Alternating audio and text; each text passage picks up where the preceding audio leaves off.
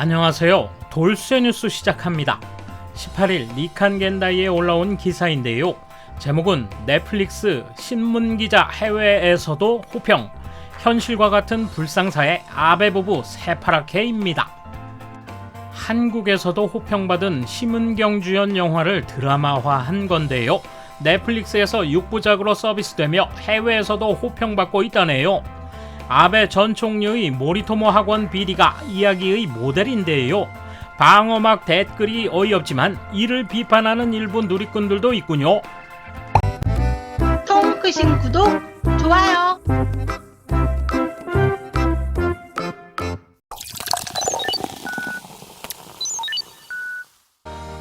단번에 봐버렸다. 아베는 보았을까?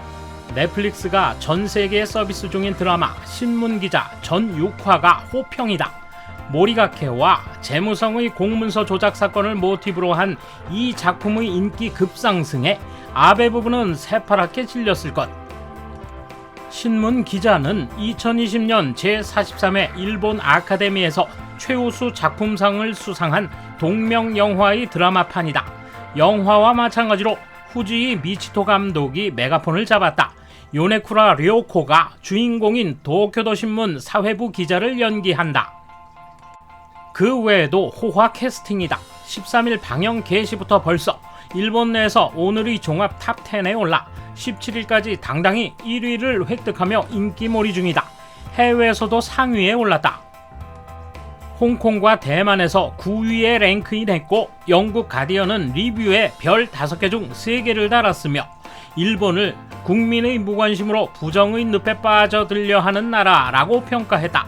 덧붙여 아마존의 자회사가 운영하는 리뷰 사이트 IMDb에서는 10포인트 중 7.1포인트, 지난해 세계에서 대히트한 한국발 오징어 게임이 8포인트니 순조로운 출발이다.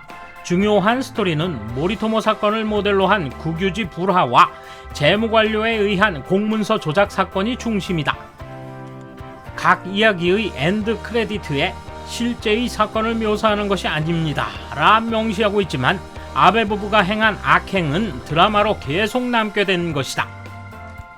1화부터 모리토모 학원을 연상케 하는 국유지 불화 의혹을 둘러싸고 드라마 내에서 총리는 목소리만으로 이렇게 말한다. 저나 아내가 관련되어 있었다면 틀림없이 총리 대신도 국회의원도 그만둔다는 걸 분명히 말씀드리겠습니다. 공문서 조작이 시작되기 직전 현실의 아베 전 총리가 물불을 가리지 않은 답변 그대로다. 총리 부부의 관여를 지우는 조작 작업을 그린 장면에서는 총리 부인을 현지로 안내했을 때 부인이 좋은 토지이기 때문에 앞으로 진행시켜주세요 라고 쓴 문서도 등장한다. 각해 학원의 수의대 신설을 둘러싸고 논란이 된 총리의 뜻이라는 문구도 도입한 것이다. 정치인이 아니었다면 영화 감독이 되고 싶었다는 아베 전 총리는 해외 드라마도 좋아하는 것으로 알려졌다. 얼마나 횡포가 심했던 정권이었는지 자괴감을 담아 국내 화제작들도 보면 어떨까?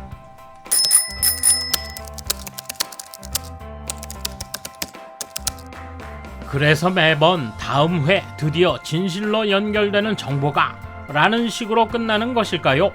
그렇지 않으면 언제까지고 어디에도 자신이 찾는 진실에 접근하지 못해서 정신적으로 병드는 전개일까요?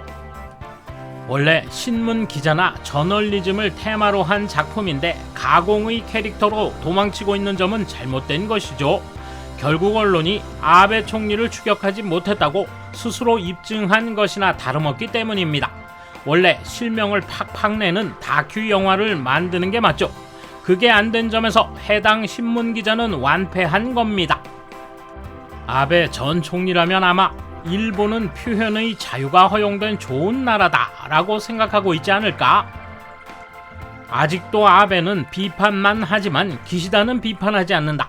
트럼프는 비판하지만 바이든은 비판하지 않는다. 일본 언론의 비정상을 영화로 만든다면 그만두겠다는 건 진실의 답변이었다.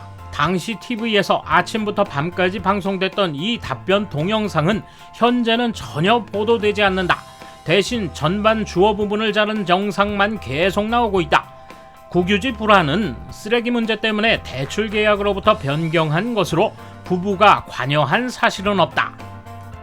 결제 문서의 조작은 재무성의 과잉 방위다. 총리 부인이나 주선에 관여한 현지 정치인의 이름이 실린 문서를 내는 것만으로 큰 불길이 치솟을지 모르는 미디어 스크럼 상황에서 피하고 싶은 방어 심리가 있었다. 쓰레기 투성이의 가치없는 토지를 정가로 계약하려고 한 경위를 숨기려 하고 앞뒤가 맞지 않는 답변을 반복하고 있던 재무성 측의 사정도 있었다. 내용은 모르겠지만 이런 영화는 옆의 반도나 대륙에서는 그야말로 절대로 영화화할 수 없겠지. 보는 사람은 확실하게 잡혀들어가. 일본은 아직 자유롭고 좋은 편이야. 비록 픽션이라고 표면적으로는 말하고 있어도 사상이 다른 사람을 공공연하게 비판할 수 있거든. 도무지 수용할 수 없는 어이없는 댓글이라 대댓글을 살펴보았습니다. 지금부터는 직전 댓글의 대댓글을 몇 개 살펴보겠습니다. 대댓글 1. 대륙이라면 불가능하지만 반도의 남쪽에서는 자주 영화나 드라마의 소재가 되고 있어요. 남쪽은 너무 극단적이긴 하지만 전 정권이나 대기업의 죄가 공개되어 법으로 심판받는데 그건 부럽네요. 대댓글 2. 아베 씨의 응원 연설에 대한 야유를 방해라고까지 할 수 있는 규모였는지 의문이다. 법원은 주변 사람들이 연설을 듣지 못하게 하기 위한 선거 방해라는 확정 판결을 냈다. 체포 당시의 영상에서 용의자는 집요하게 야유를 반복해 그냥 무시되던데. 대댓글 3.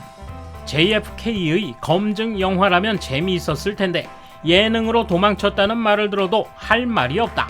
정작 JFK도 음모론에 불과하다는 게 최근 정설이지만 기록이 아직 공개되지 않은 게 재미있는 점이다. 대댓글 4. 한국 대통령들은 임기를 마친 후 제대로 된 여생을 보낸 사람이 과연 몇이나 될까요?